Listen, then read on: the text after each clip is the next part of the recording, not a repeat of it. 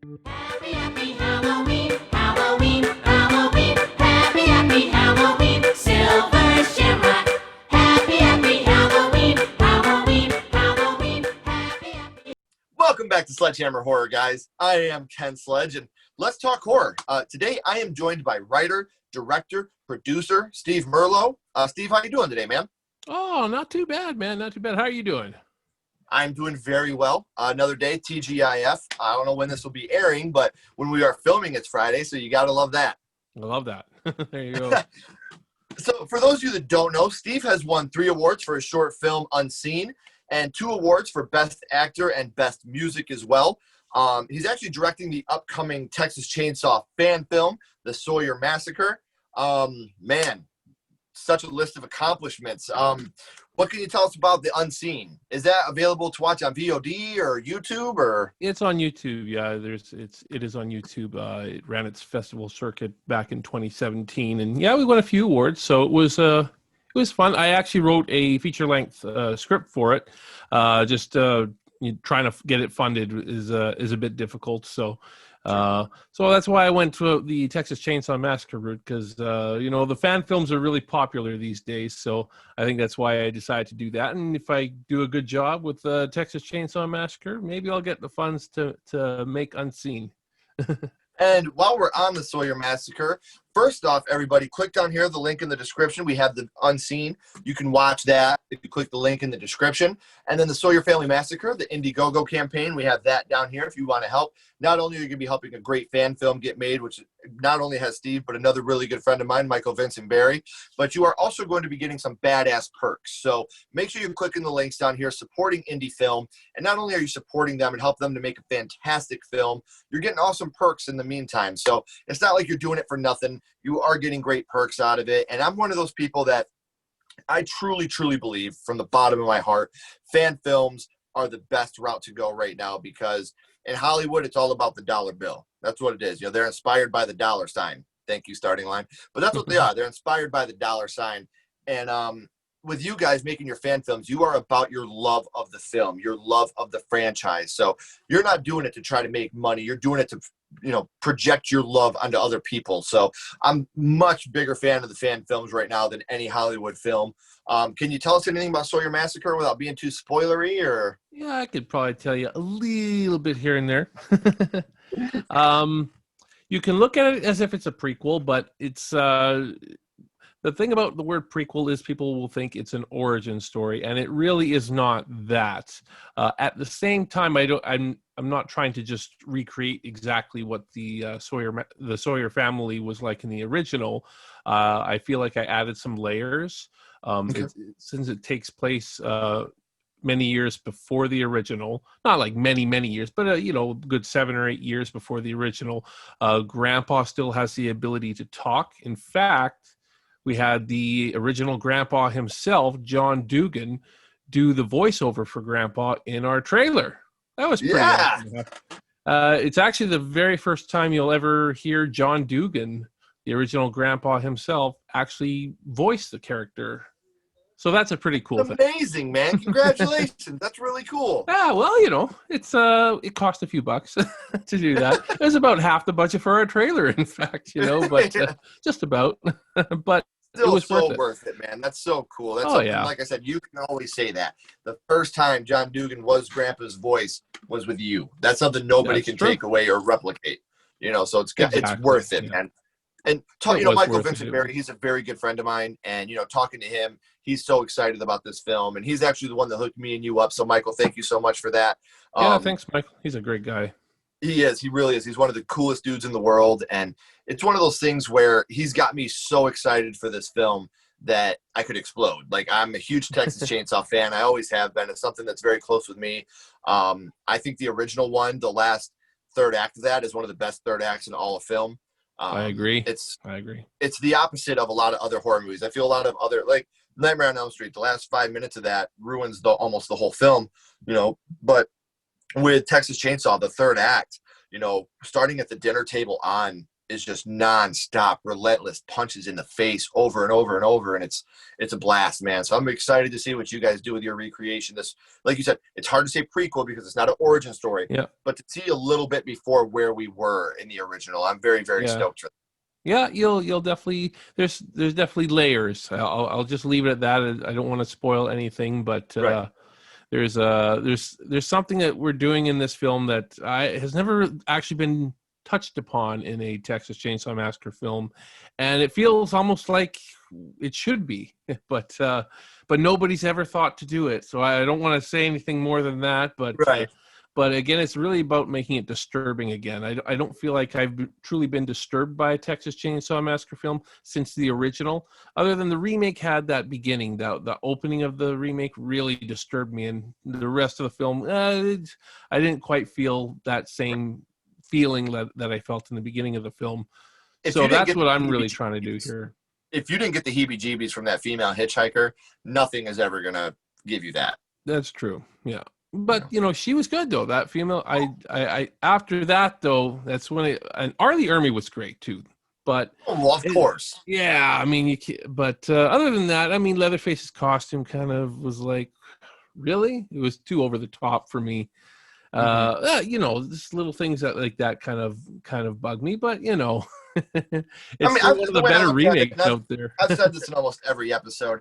I don't think remakes are inherently bad. I think you can have really good remakes. Oh, definitely. Evil Dead being one of them. Child's Play, Friday the 13th, I think are all great. Obviously, The Thing and The Fly are two of the best remakes of all Those time. are my two favorites, yeah. Yeah. So, I mean, but with Texas Chainsaw, it's one of those things where it wasn't bad to me, but it wasn't amazing. I look at that the same way I look at the Poltergeist and the Pet Sematary remakes. There was just nothing that really stood out to me after that first act. All I remember about that movie is the first act and Jessica Biel was in it, and then Arlie Ermy. That's it. That's all I can really remember about the remake. Besides it didn't do anything for me. It wasn't terrible. It wasn't great. Yeah. It just wasn't. Yeah, it's one of those movies I try to rewatch every now and again just to see if I find something more in it that I'm gonna like. But for some reason, it doesn't quite hit it. It's just it's the little things in that movie. The costume design doesn't really feel very 1970s. Some of the acting from some of the younger folks, no offense to Jessica Biel, but I didn't think she was that great. And I liked the hitchhiker girl that blew her head off and she was gone, and the nerdy guy, I can't remember his name now, but he was actually. And the cool thing about the hitchhiker is when that camera goes through the head. Great cinematography, man. Such a great shot, man. I love that shot. Oh, it's a great shot. It's one of the shots you always remember from that movie. It sticks out in your head. So yeah, it's but so I mean, it's definitely one of the better remakes. But again, it doesn't disturb me like the original did, and I think that's what's missing again from all the other films in the franchise. To be honest, with and they all have their fan base, but at the same time, and the first one was not a bloody, gory movie. It wasn't. Oh no, it was more the subject matter than anything else. It was just a scary film. They didn't rely on blood and guts, and it scared the shit out of you because of who they were. Exactly, and how realistic the performances of the actors were too. And I think that's something that doesn't get enough credit for the original. Is that the actors made it feel real. You could say some of the characters are flat or whatever, but to me, they're just more realistic. They feel like real people. I feel like they're all authentic. Even though Franklin was a bit annoying, but he really was that sort of obnoxious little brother you've seen before. I had a little brother similar to that, so he's gone now, unfortunately. But I'm sorry, man. Hey, that kind of stuff happens. But but he was when we were kids, he was my obnoxious little brother, and I felt that way about him, and I felt that way about Franklin. He was that he was that guy. So yeah. Exactly. It was realistic though. I felt him. I did feel him, so he had a bad day. Franklin had a bad day in that. Everybody had a bad day in that movie.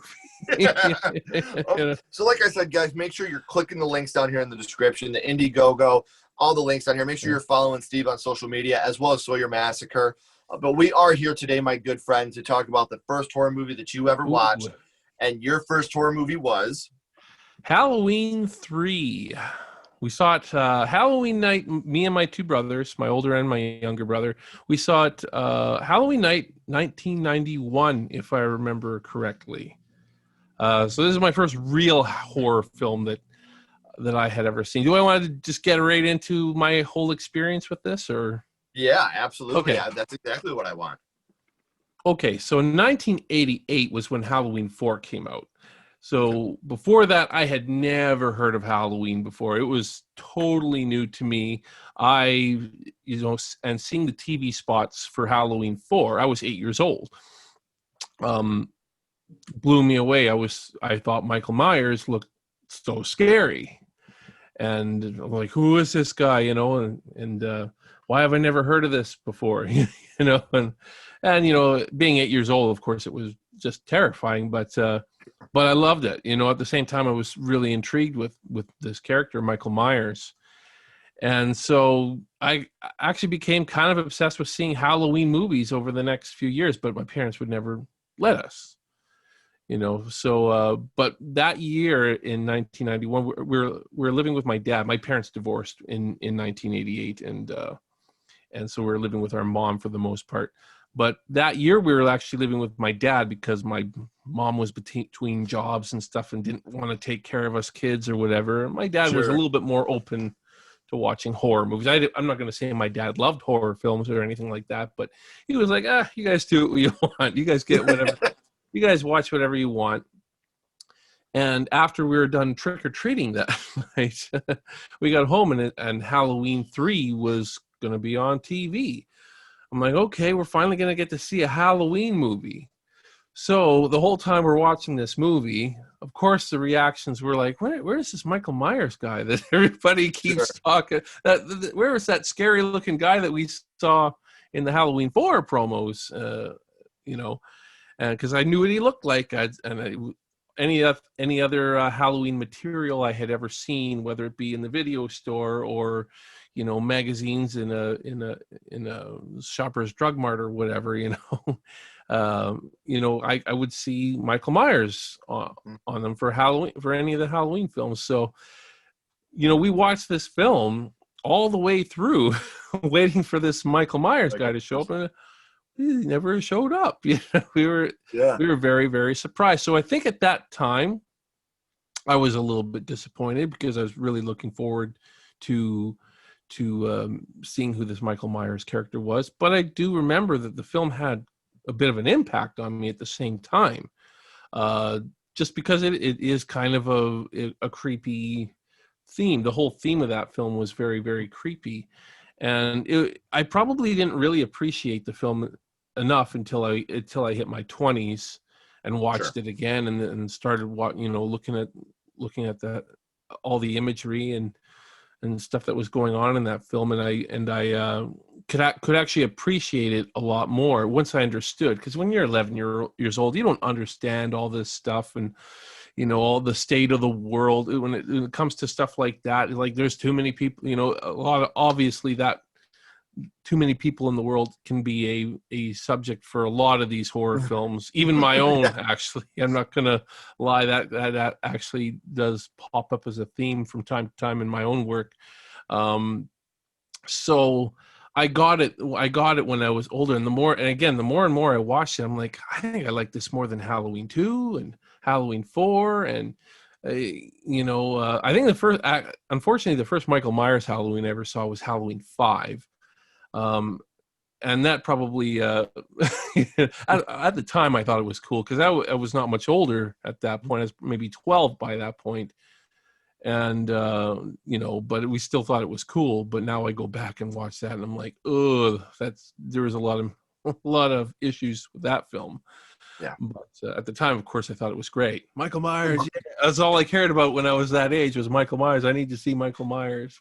Growing up, Halloween 5 was my favorite, actually. Was it really? I had watched the most. And going back and looking at it now, I agree with you. It's not as great as I remember it being. But, I mean, like, Danielle Harris is amazing in that film. Yeah. Dr. Loomis is great. His last role in the Halloween series, I believe. He wasn't in 6. No, he was in 6. He was in 6. Okay. Yeah. But, the thing with me now is just I hate the cult storyline. Like I can't Mhm. stand that storyline. But while we're on the Halloweens, I'm going to be completely honest with you. Halloween 3 is my favorite Halloween movie. Oh, Um, really? That's good. yes, that's the movie Good that to me and my hear. children watch on Halloween night every year. Um, I think that if that movie would have just been, and I've talked about this a lot on the podcast, Mhm. I plan on remaking that movie someday and just Oh, calling it wow. Season of the Witch. And I think that if that movie back then, it got shit on because it was a Halloween movie without Michael Myers. A Mhm. lot of people felt that way, because that's what we I were know. accustomed to was Michael Myers.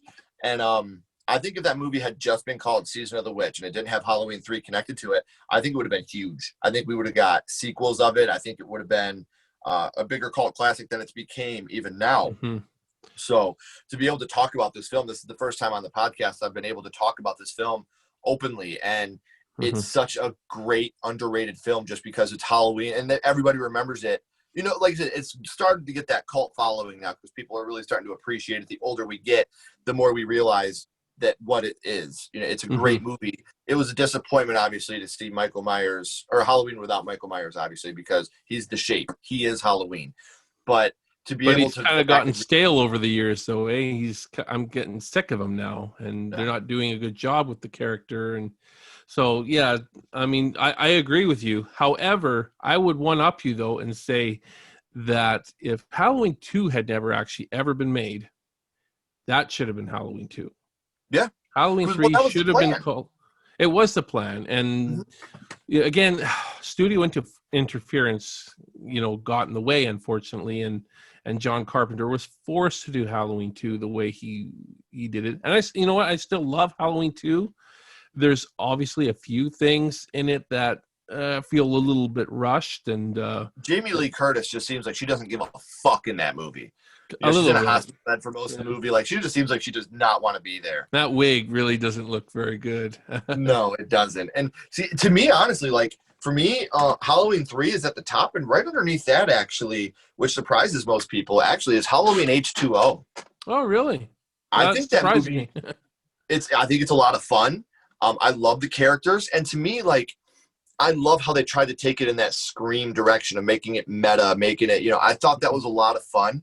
But one thing that's funny is if you watch Halloween H2O, there's a scene where they're watching Scream 2, which is funny because in Scream 1, they're watching Halloween.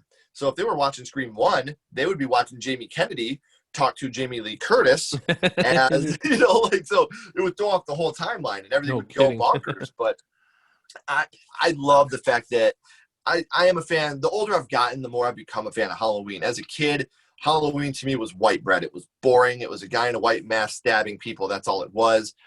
Jason had a machete and he would use a harpoon gun, and Freddy would do whatever he could. And then there was Michael. But the older I've gotten, the more I've come to appreciate Michael Myers for being scary because it's the most realistic of the bunch. Like that's, when you see Jason, he's a monster. Freddy's a monster. But in Halloween, Michael takes his mask off and he's just a dude. That's what he Yeah. is. He's just a guy. And that makes it even scarier to me. Mhm. I want to go back to Halloween 3, however, Season of the Witch. Which scene do you think affected you the most as a child? As a child, boy, oh boy, just going back to my memories as a child, actually, probably this is kind of weird, maybe that affected me was the villain Cochrane when he's essentially getting killed, and the when they whatever the what do you call it, is it radiation that they is Yeah. it like it's kind of like it's not radiation, but it's what I mean. And his head just balloons up and he's got this big smile before he dies. I just remember that image of that when I was a kid, and that stuck in my head for some reason. I mean, now it's probably when that lady has the misfire, right? When she's playing Yeah. with the mask and seeing her face afterwards, and now that probably affects me more. But back then, for sure, I remember that the Cochrane's face when he's now it looks kind of funny to me, but back then it was frightening for me for whatever reason. Another fun fact that a lot of people don't know is that movie was supposed to end with him doing the stop it, stop it, stop it. And then when the credits were rolling, you were supposed to be hearing a bunch of kids screaming. Like Oh, they really? didn't shut off the TV, Mm. and the kids were getting killed that were watching that one channel, which I think would have been terrifyingly amazing to end that. When someone brings up Halloween 3, what is the first thing that pops into your head? Probably that jingle. I Happy, hate to happy say it, but Halloween. yeah, You guys it's just heard in the intro, I actually, instead of using my SledgeHammer horror music, I used the Happy, Happy Halloween from Halloween 3. Please oh don't yeah. hit me with copyright. But used it in the intro, and I'll be using it in the outro. So it's impossible not to watch this movie and have that song stuck in your head for weeks. It is. I know. Even my daughter sings it. She's 3.5. She's never seen the movie, but I don't know. We watched so many different horror things, and I think that song was probably in there somewhere. And Sure. she loves Halloween, so we'll go out for walks, and she'll start singing that song when she sees pumpkins and jack-o'-lanterns. That is so It's great. It's awesome, great. man. I love it. So we talked about which scene affected you the most. What is your favorite scene from the movie? Ooh, the end. I have to say, him on the phone, and there's something about not knowing, Yeah. about having to make up your own mind. Did they shut off that station or not? I love that. I love that where you have to make up the mind. You have to make up your own mind whether it happened or not. I love films that do that. Because it's powerful, and just his reaction to it. The only thing like precursor, right before the end, that I don't like, unfortunately, is what's her name? What was her name? Ellie. When she's a robot. Yeah, I kind of wish they didn't. I feel like that was filler. Yeah. I don't think they had to do that. It was sort of like an extra twist that Shock value. Yeah, I didn't feel like it needed that. I do wish that they didn't do that, but that's probably my biggest complaint of the film. But then the ending, just I don't know. I love endings that do that. I love it when an ending can do that. I love it when a ending can tell me everything without really saying much, or saying anything. When a Nothing is film has scarier that than what you make up in your imagination. Yeah, no kidding. I agree. So we talked about, your favorite scene, which scene affected you the most. Which kill in the movie is I hate to say favorite, that's dark, but which one pops up to your mind as the first kill that you think of when you think of this movie? Obviously, yeah. I mean, it's hard to not say the kid in that poor kid. That's mine, because then not only is it the kid, but then the parents getting killed by the insects and bugs and snakes that came out of him. But not just that, just their reaction to seeing what's happened to their kid right before their eyes. Mm-hmm. So even though they're dying too, they're going to get killed too. But just knowing that the fact that they knew that this has happened to their son, I think that when you can do that in a film. That could be pretty powerful, when you have, and boy, how many horror films actually kill kids? Right. Not a lot, really. That graphically too. That graphically, yeah, that's pretty. That's not a mild death. That's a pretty hardcore death, man. Very, very. So we've talked about your first horror movie, Halloween 3, Season of the Witch. Now I want to go scream on you. What's your favorite scary movie, Steve? So what is your favorite horror movie of all time? Definitely the Texas Chainsaw Massacre. I wouldn't be making a fan film if it wasn't. I had a feeling, but I gotta ask, man. Yeah. It's close, but close number 2 is Black Christmas from the same year. And again, another one of those endings that you just don't know for sure. And so I love those endings. The original Black Christmas, one of the most underrated slashers of all time, man. It's a fun movie. It does seem like people are starting to recognize it over the last few years. But again, I'll be honest, I never saw the film until 2011 or something like. I was like shocked I'd never seen this film. Because I remember I had heard of the remake, Black Xmas or whatever. And I didn't realize it was a remake though. I used to work in Blockbuster when I was in my late 20s, and I used to see that movie in the store there, and like, is this one any good? Because I like horror movies, and everybody was like, no, it's kind of lame, And then, I watched it, and it was kind of lame, but I watched it after I watched the original, just to see if there's still some of that same, mystique to the killer, and there really wasn't. It was really about let's tell everybody everything about this guy. I guess that movie was in the same universe, but it wasn't on the same planet as the first one. Yeah, definitely not.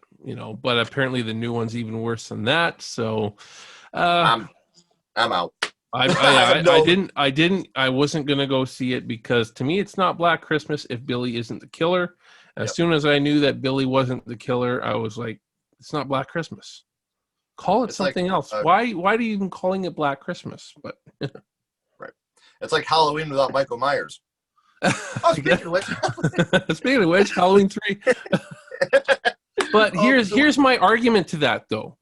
Again, John Carpenter called the film Halloween. It didn't call it Michael Myers, Yeah. Again, I guess Black Christmas, same thing. I mean, they didn't call it Billy or whatever, but it really was about Billy, though. I mean, Halloween is, when you call something Halloween, you got a lot of stuff you can explore. Especially when he created it, he meant it to be an anthology. He did. It was supposed to be a different film every year. And like you said, studio interference happened, and then they had to bring back Michael because 3 bombed just because it didn't have Michael. Not because it was a bad film, but because it didn't have Michael. So you have the return of Michael Myers in Halloween 4. So, it's just, that's one of those things. But Black Christmas, like you said, that is Billy. Like, that's what that movie is. And so you can't do a Black Christmas without Billy. You're right. You can't do it. It doesn't feel right. Yeah. Unless you were planning on doing an anthology like Halloween did, you can't do it. You can't just come up in the middle of nowhere and do that. So we always end these, my friend, with the same question. We go back to Halloween 3, Season of the Witch. We're ranking that on a skull count. 0 being the worst, 5 being the best. You may use half and quarter skulls. What is your ranking of Halloween 3, Season of the Witch? I'd probably have to give it either 4 1/4 or 4.5. It's close, but it's not a perfect, but 5 would be like, 5 would be perfect ranking for that movie. I think so. I don't know. It's somewhere in there. It's it's somewhere. I'm gonna bump it to 4.5 just because I think it's closer to 4.5 than it is 4 1/4. If that makes sense. That's what I don't know. The only problems with the movie really are the fact that she's a robot. And I think it's kind of creepy, the age difference between those two. The older I've gotten, that's really bothered me a little bit.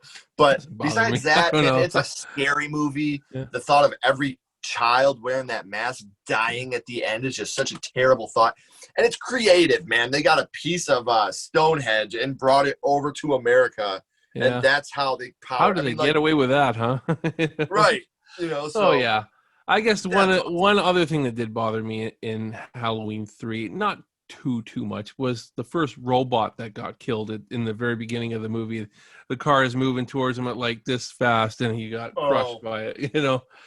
I don't know. That's one of that and the girl's death, or the girl turning into a robot, are the two things that I really could do without. But again, I am nitpicking. At the same time, I am nitpicking. I do love the characters in that film. I do love the theme. I love that sort of mystery that they're trying to solve what the hell's going on. And yeah, I think it's a great Halloween film because it really feels, this film really feels more like Halloween than a lot of the other films in the franchise do.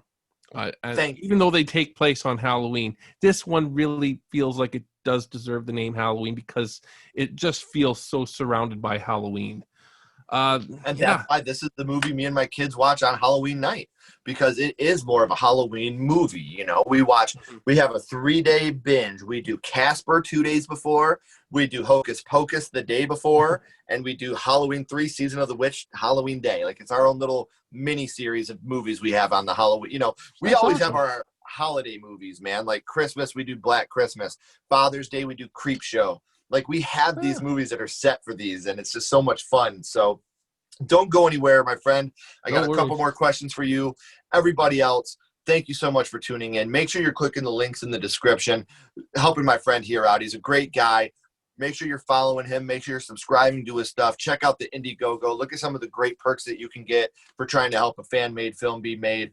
Thank you guys so much. Remember, keep talking horror, stay what you are, and we'll see you guys soon. Happy, happy Halloween.